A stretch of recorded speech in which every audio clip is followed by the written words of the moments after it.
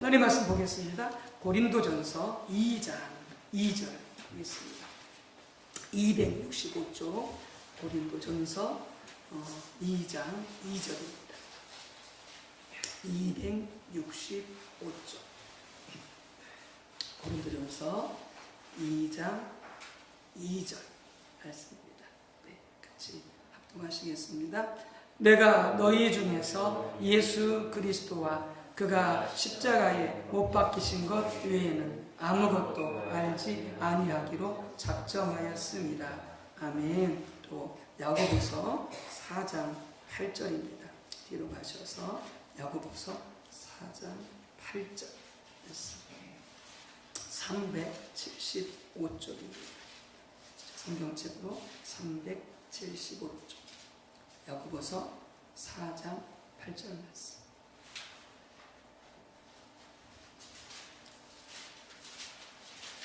375쪽 야고보서 4장 8절 말씀. 네, 같이 합독하시겠습니다. 하나님을 가까이 하라. 그리하면 너희를 가까이 하시리라. 죄인들아 손을 깨끗이 하라. 두 마음을 품은 자들아 마음을 성결하게 하라. 아멘. 네. 성령님 오셔서 마음껏 역사해 주시고 또 우리 모두를 만나 주시고 또 성령으로 조명해 주신 성령님 환영하겠습니다. 성령님 환영합니다. 성령님 감사합니다. 성령으로 충만케 하옵소서. 아멘. 지금 우리가 영어로 말씀을 드리자면은 PLO의 3에 대해서 지금 세부적으로 지금 계속 살펴보고 있습니다. PLO의 삶은 P는 프레어 영어로 기도고요. 그 다음에 L은 listen 하나님께부터 듣다라고 하는 그 첫 글자 L이고요. O는 obey 그래서 순종하다라고 하는 약자 PLO의 삶에 대해서 우리가 지금 계속 나누고 있는데 우리의 신앙생활은 한마디로 말해서 오늘 우리가 찬양에서 많이 나왔죠. 바로 하나님과 동행하는 삶이 우리의 신앙생활의 핵심입니다. 하나님과 동행하는 삶.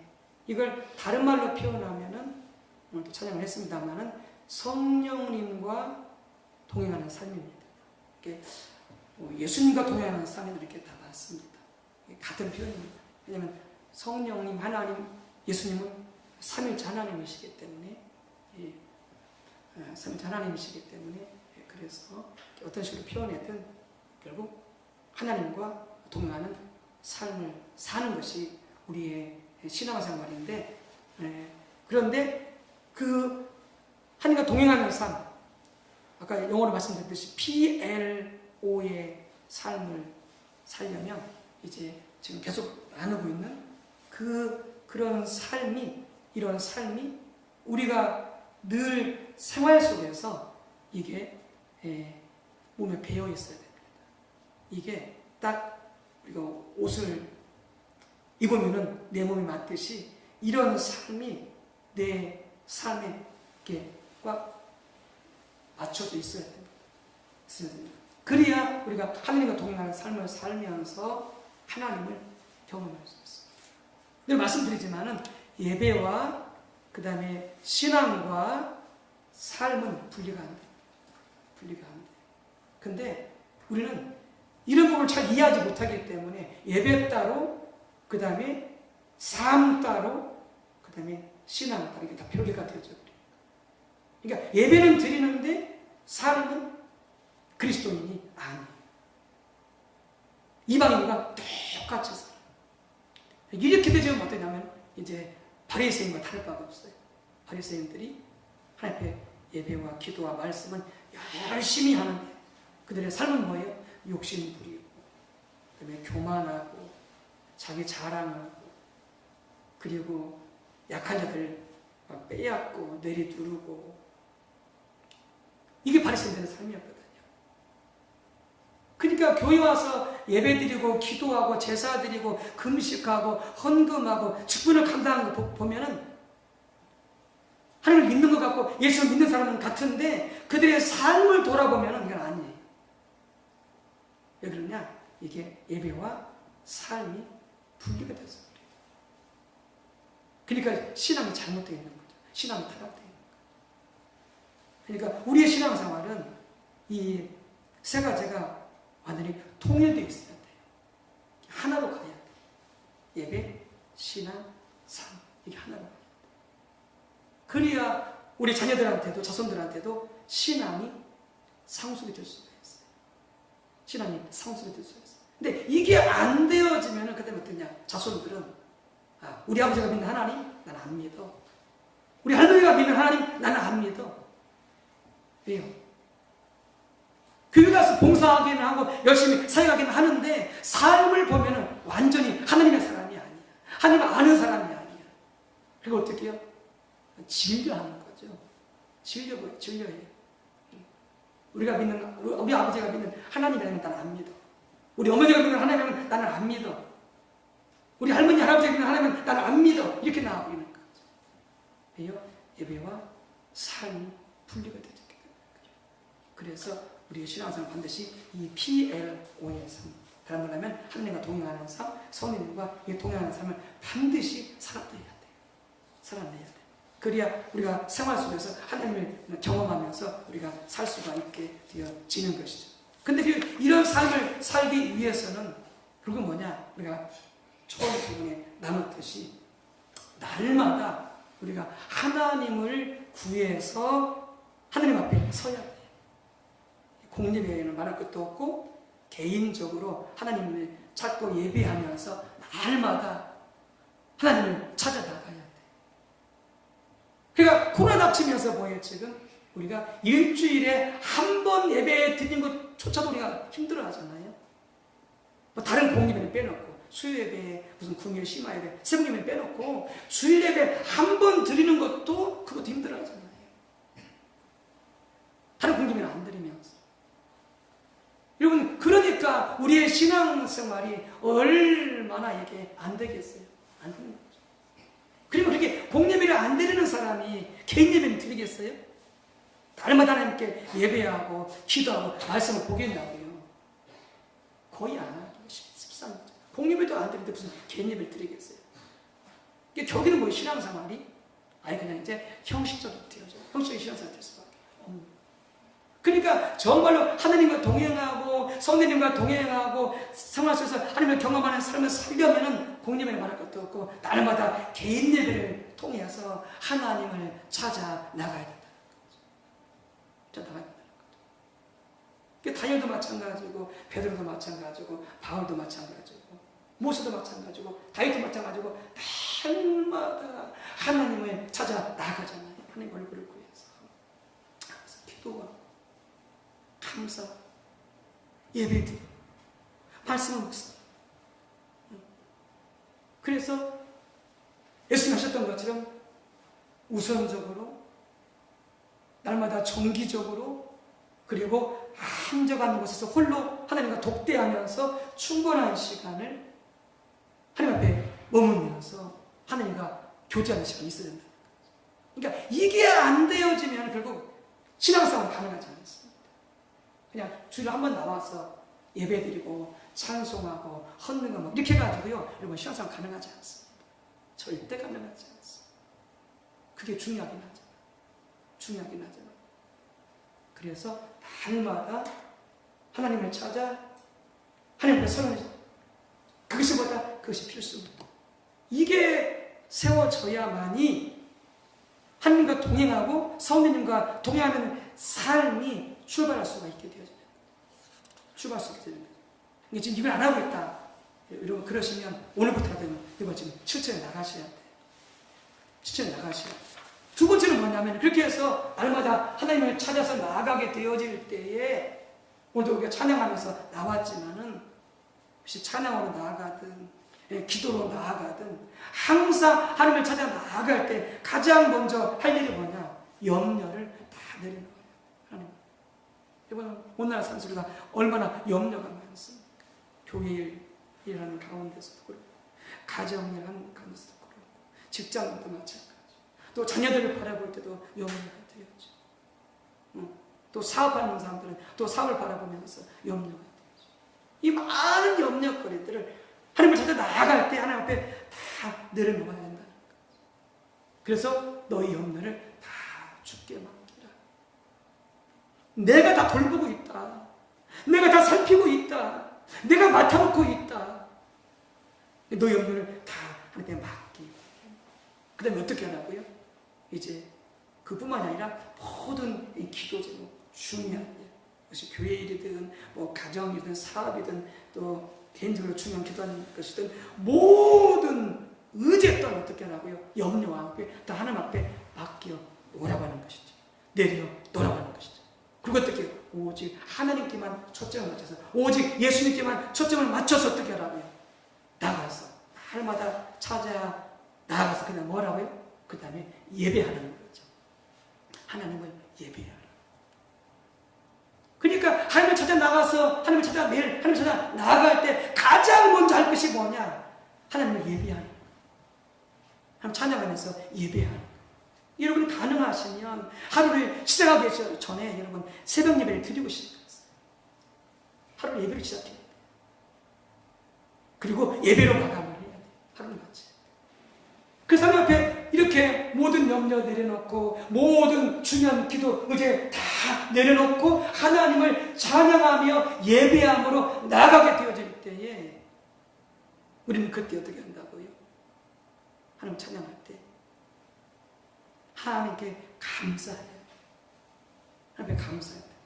하나님께서 우리를 창조하시고 구원하시고 우리 베풀어 주신 그 모든 은혜를 인하여서 마음껏 하나님을 감사하고 찬양하고 하나님의 이름을 높이 올려드리고 그 다음에 감사할 것이 하나도 없어. 어떻게 해요?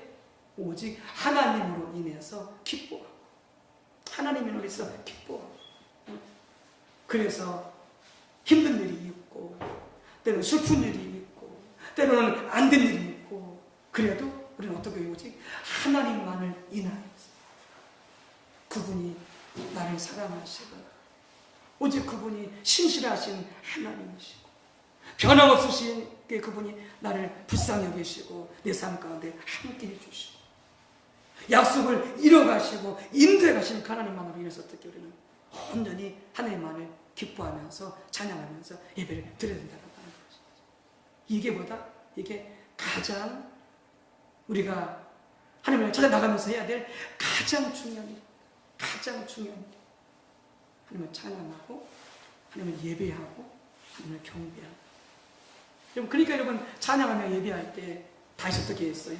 그가 옷이 왕인데도 내려간지도 모르고 그가 춤추면서 하나님을 예배했잖아요. 다윗이 하나님 예배할 때 그냥 슬렁슬렁 하지 않았어요. 그냥 대충대충 하지 않았어요. 온 마음을 다하여 온 힘을 다하여 그렇게 하나님을 향해서 찬양, 감사, 하나님을 기뻐하고 하나님께 사랑을 고백하고 그래서 나 이미 되신 여호와여 내가 당신을 사랑합니다라고 고백하게 되죠. 그래서 찬양과 예배를 통해서 마음껏 그분께 감사하고 그분을 기뻐하고 그분을 찬양하고 그분께 영광을 올려드려요. 이게 공예배 때나 개인 예배 때 매번 나갈 때마다 하나님 앞에 그렇게 나가야 돼. 그러면서 어떻게 알아? 그러면서 그 다음에 그 예배 가운데서 우리가 하나님 알기를 구해야 돼. 하나님 알기를 구해야 돼. 네.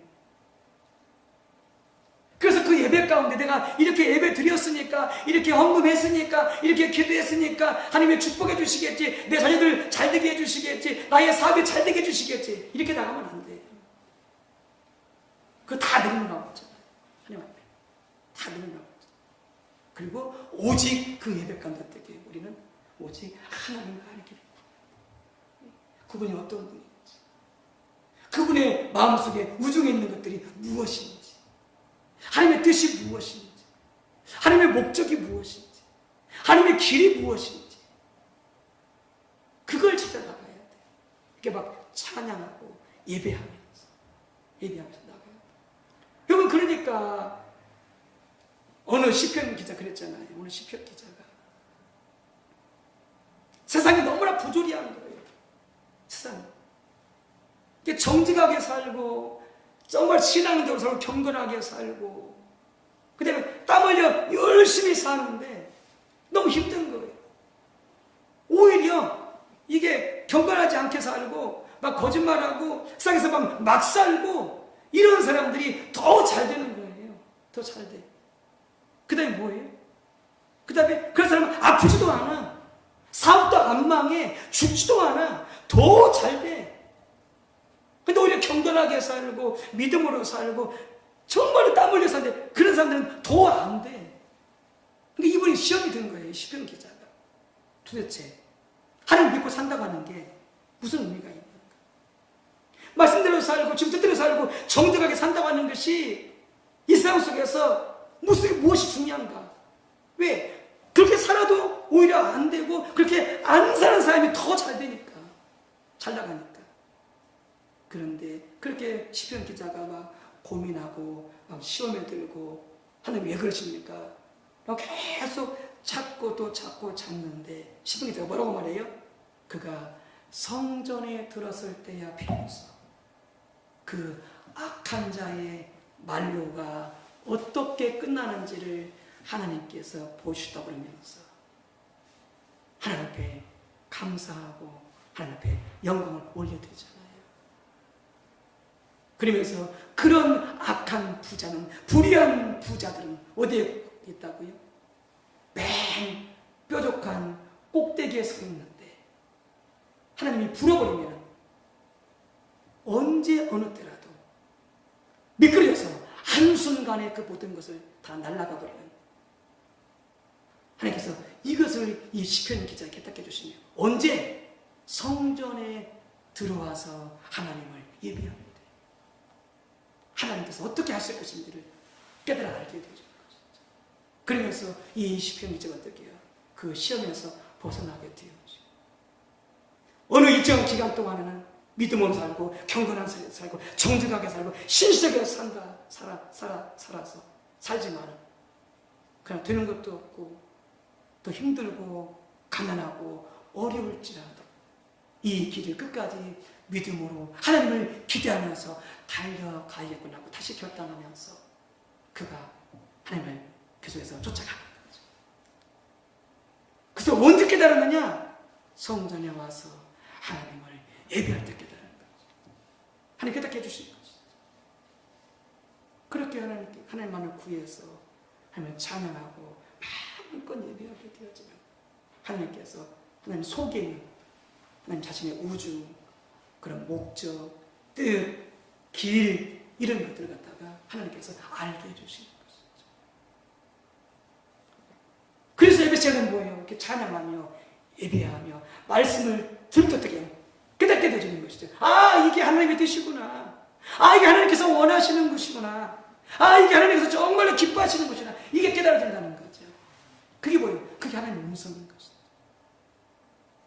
그러면 이렇게 깨달은 것을 갖고 어떻게 되느냐? 삶 속에 가서 그걸 이루기 위해서 두 가지를 해야 돼요. 그래야 우리가 어떻게 해요?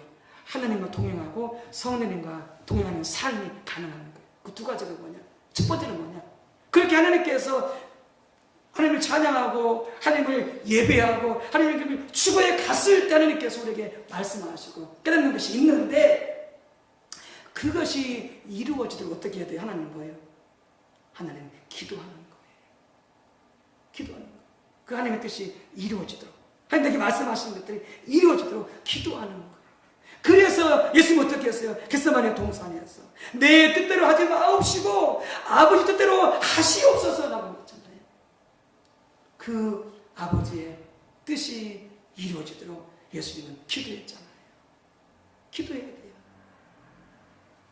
깨달아졌으면 그 뜻을 알았으면 그냥 뭐 한다고요? 아이고 은혜 받았네 하고 잊어버리면 안 돼요. 그럼 끝나는 거예요. 그걸 기억해야 돼요. 그걸 메모해놔야 돼요. 그리고 하나님 내게 그 말씀하신 그 뜻이 이루어지도록 어떻게 알아? 계속 삶 속에서 기도하고 중보하고 그래야 어떻게 한다고요? 계속 하나님과 동행하고 성령님과 동행하는 삶을 살 수가 있어요. 야고보 사도가 그런 말 하잖아요. 우리가 말씀은 듣기는 하는데 어떻게 해요? 마치 거울을 보고 거울로서 자기 모습을 보고 나서 거울에서 돌아서 버리면 다 자기 모습을 잊어버리듯이 말씀을 듣고 나서 어떻게 해요? 다 잊어버려. 그러면 예배 시간에 아무리 은혜 받고 아무리 깨달았어요. 그건 그냥 도루묵이 그냥 꽝이야, 꽝이. 그러면 하나님께서 우리가 동행하는 사람을 살 수가 없는 거예요. 그래서 깨달았을 때는 어떻게 하라? 그것이 이루어지도록 계속 기도해라고 하는 것이죠. 두 번째는 어떻게 하라? 그 깨달은 것이 내 삶 속에서 이루어지도록 그 하나님의 뜻을 어떻게 하라? 순종해서 살라는 것이 삶 속에서 순종해서 살라고 하는 것이. 깨달은 말씀을 내가 하나님 내 삶 속에서 하나님 뜻대로 순종하며 살 때에 그때 하나님을 기뻐하시는 거예요. 기뻐하시면서 어떻게 했어요? 우리와 함께 해주시는 거예요. 함께 동행해 주시는 거예요. 동행해 주시는 거예요. 그래서 어떻게 해요? 그래서 잘 되어지는 거예요. 하나님 함께 하시니까 내가 하나님 뜻을 깨닫고 기도하고 하나님 뜻을 깨닫고 내 삶을 조정해서 순종해서 가니까 잘 되는 거예요. 안 되는 일도 잘 되어져요. 그게 누구예요? 아브라함이잖아요. 그래서 아브라함한테 아브라함아 너는 내 고향과 친척과 아버지를 떠나라 그랬잖아요. 그때 아브라함이 어떻게 했어요? 자기의 삶을 조정해서 하나님께 순종하여 하나님을 따라갔잖아요. 하나님 뜻대로 순종해서 따라가는 것이 그게 하나님과 동행하는 삶이에요. 성령님과 동행하는 삶이에요. 그러면 그 전에 하나님께서 아브라함과 어떻게 하셨어요? 가는 곳마다 함께 하셨어요. 때로는 아브라함이 믿음이 없어가지고 그래서 때로는 잘못된 길을 갔지만 하나님께서 어떻게 했어요? 다시 지켜주시고 다시 제대로 돌아올 수 있도록 그렇게 잡아주시고 이끌어주셨잖아요. 아브라함이 순종해서 따라가니까 어떻게 돼요? 이삭을 낳게 되어지고 가난했던 아브라함이 고부가 되어지고 하나님마다 다 잘 되어지고 형통하게 되어지고. 왜 그러냐? 아브라함이 하나님께 듣고 깨닫고 삶 속에서 그 말씀 그대로 믿음으로 순종해서 살아갔기 때문에 하나님께서 아브라함을 전적으로 함께 하시고 지키시고 잘 되게 해주신 것이더라고요. 우리는 어떻게 하느냐? 이번 신앙생활을 와서 교회 와서 예배 드렸어. 봉사했어. 헌금했어. 근데 그렇게 했을 때 우리는 어떻게 해요? 하나님께서 이렇게 보태줄 줄 아는 거죠. 아니에요.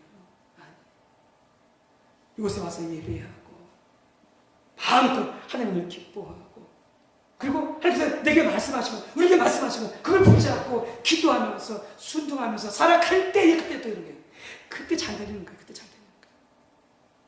하나님이 항상 함께 하시고 위험한 곳에서 건져주시고 그게 바로 뭐예요? 그게 시편 23편이에요.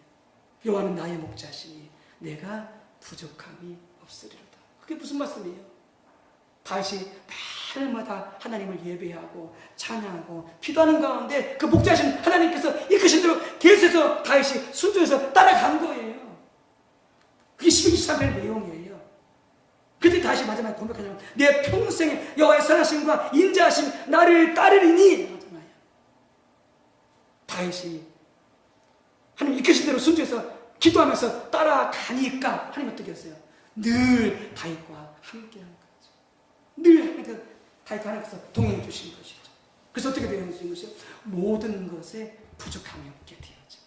사망의 음침한 고치가 하나님께서 거기서 지켜주시고 건져주시고 원수 앞에 상을 베풀어 주시고 그야말로 만사 형통입니다.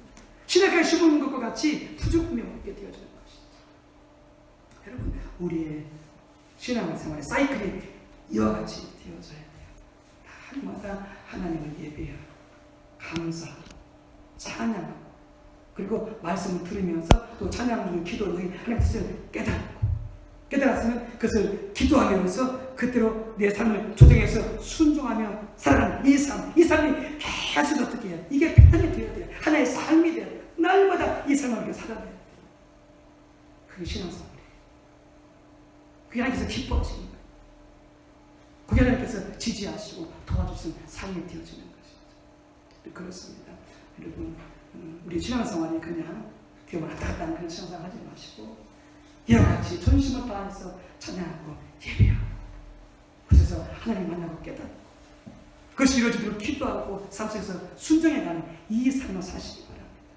이 삶을 살 때 우리가 하나님과 동행하는 성령과 동행하는 삶입니다. 그게 PLO에서 이게 신앙생활인 것이죠. 그러면 그 삶을 우리 모두가 살아갈 수 있게 되어지고 우리 자녀들한테도 이 삶을 가르치는 손수에 주는 거예요. 그래야 바른 신앙생활이 되어지는 겁니다. 하나님을 경험하는 삶이 되어지니까 바른 그 복된 삶을 살 수 있게 되어지시기를 주님의 이름으로 축복합니다.